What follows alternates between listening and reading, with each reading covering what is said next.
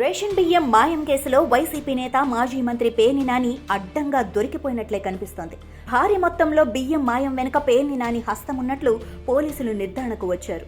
ఇదే విషయాన్ని పేర్ని నాని కేసు విచారణ సందర్భంగా ప్రభుత్వం తరపున అడ్వకేట్ జనరల్ దుమ్మలపాటి శ్రీనివాస్ కోర్టుకు తెలిపారు. బియ్యం మాయం కేసులో పేర్ని నాని ప్రమేయానికి సంబంధించి ప్రాథమిక ఆధారాలున్నాయని పేర్కొన్నారు. సాధారణంగా ఉద్యోగికి యజమాని ఖాతా నుంచి వేతనం సొమ్ములు పడతాయని, కానీ బియ్యం మాయం కేసులో మాత్రం గోదాము మేనేజర్ ఖాతా నుంచి పేర్ని నానికి సొమ్ములు బదిలీ అయ్యాయని, అది రేషన్ బియ్యాన్ని అక్రమంగా తరలించి అమ్మిన సొమ్మేనని పోలీసుల విచారణలో తేలిందని అడ్వకేట్ జనరల్ కోర్టుకు తెలిపారు. ఇరుపక్షాల వాదనలు విన్న హైకోర్టు తీర్పు రిజర్వ్ చేసింది. అయితే ఇప్పటికే పోలీసులకు తొందరపాటు చర్యలు వద్దంటూ ఇచ్చిన ఉత్తర్వులను పొడిగించింది. అయితే ఈ కేసు విషయంలో పేర్ని నాని ఆయన సతీమణి జయసుధ పూర్తిగా ఇరుక్కున్నట్లయిందని న్యాయ నిపుణులు అంటున్నారు. వైసీపీ హయాంలో పేర్ని నాని తన సతీమణి జయసుధ పేరిట గోదాములను నిర్మించి వాటిని పౌర సరఫరాల శాఖకు అద్దెకు ఇచ్చారు.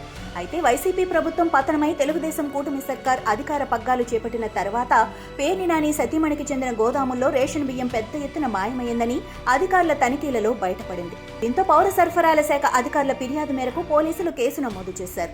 తొలుత పేర్ని జయసుధ, గోడౌన్ మేనేజర్ మానస తేజ్, పౌర సరఫరాల అధికారి కోటిరెడ్డితో పాటు మరో ఇద్దరిపై పోలీసులు కేసు నమోదు చేశారు. విచారణలో మానస్ తేజ్, కోటిరెడ్డితో పాటు మరో ఇద్దరి మధ్య దాదాపు 25 నుంచి 30 లక్షల రూపాయల మేర లావాదేవీలు జరిగినట్లు పోలీసుల విచారణలో తేలింది.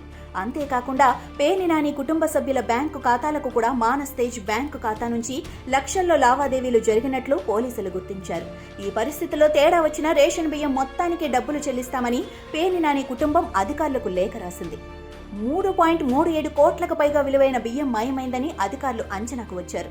తొలుత 1.70 కోట్లు చెల్లించాలని సూచించగా పేర్ని నాని కుటుంబం ఆ మొత్తాన్ని చెల్లించింది.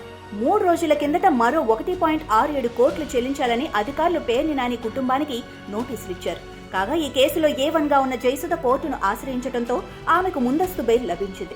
అయితే విచారణకు సహకరించాలని కోర్టు ఆదేశించింది. ఇక ఈ కేసులో A2, A3, A4, A5లుగా ఉన్న Manas Tej, Kotireddy, lorry driver Mangarao, rice miller ఆంజనేయులను పోలీసులు అరెస్టు చేసి విచారించారు.